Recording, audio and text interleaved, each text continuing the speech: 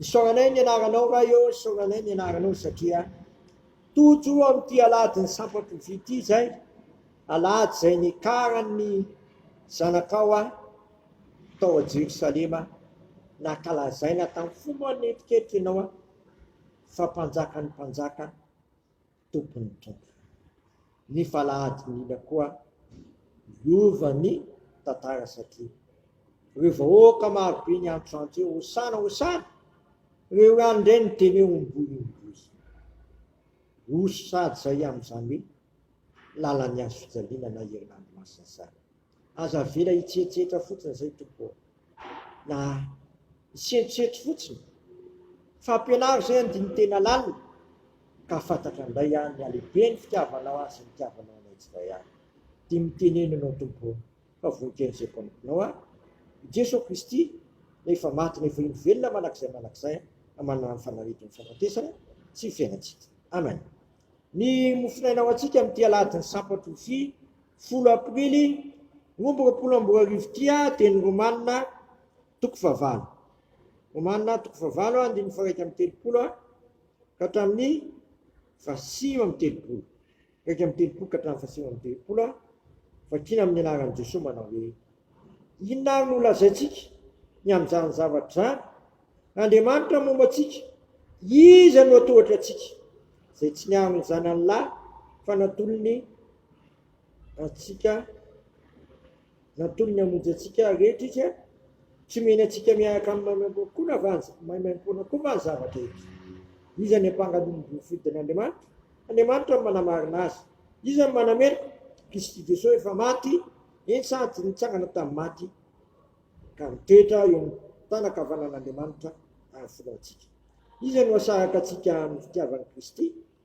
Fahoriana va, sa faritrana, sa fanenjena, sa mosary, sa fetitanjahana, sa loza, sa sambatra? Araka ny voasoratra hoe fanony aminao namononanay manakariva, tonondo vonona ny fijeranay kanefa amin'izany rehetra zany dia manoatra no mpandesy isika amin'ny alalan'ilay diantsika, fa matoky aho fa na fahafatesana, na fiainana, na anjely, na hoe fanapahana, na zavatra ankehitriny, na zavatra maro, na hery, na nambony, na nambany, na inona amin'izao zavatra rehetra zao, dia tsy asaraka antsika amin'ny fitiavan'Andriamanitra sy eo amin'ny Kristy Jesosy tompontsika. Masonao manao asinanay amin'ny fahamarinana, ny teninao ny fahamarinana. Amen. Ny fitiavan'Andriamanitra ao amin'ny Kristy Jesosy, zay no ambara sy aseho amintsika eto ry havana. Ny fitiavan'Andriamanitra ao amin'ny Kristy Jesosy.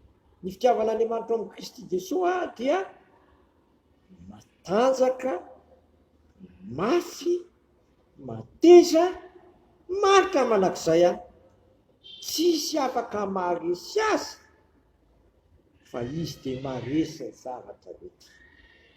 Ka tsy magary Paoly apôstôly raha miteny hoe manoatra ny mpandisa amin'ny alalan'ilay dia. Jesosy Kristy raha nefa tiantsika, dia tiantsika hatramin'ny farany. Jereo nge izany fitiavan'Andriamanitra anao sy fitiavan'ity Jesosy ty, nafony ny zanany lahy tokana hoe tian'ity zao tontolo zao ty mba hitondra ny fôta sy ny fôtanao amin'ny fôtany zao tontolo zao. Ny zanany lahy tokana meny antsika mamaim-poana, ko tsy meny antsika avokoa va ny zavatra rehetra? Aoka zasy ianao tena ino any Kristy, aoka zasy ianao tena toky ilay fitiavan'Andriamanitra amin'ny Kristy Jesosy. Fa ilay fitiavan'Andriamanitra amin'ny Kristy Jesosy matsy dia tsisy marava azy, na fahafatezana, na fiainana, na anjely, na hoe fanapahana, na zavatra ankehitriny, na zavatra ho avy, na hery, na ny ambony, na ny ambany, na inona amin'izao zavatra rehetra zao, dia tsy asaraka antsika amin'ny fitiavan'Andriamanitra ao amin'ny Kristy Jesosy tompontsika. Matoky an'izany ve ianao? Mino an'izany ve ianao? Fikitra amin'izany ve ianao? Tsy mety miala amin'izany ianao. Ny fitiavan'Andriamanitra amin'ny Kristy Jesosy rava, zany moka no tokontsika.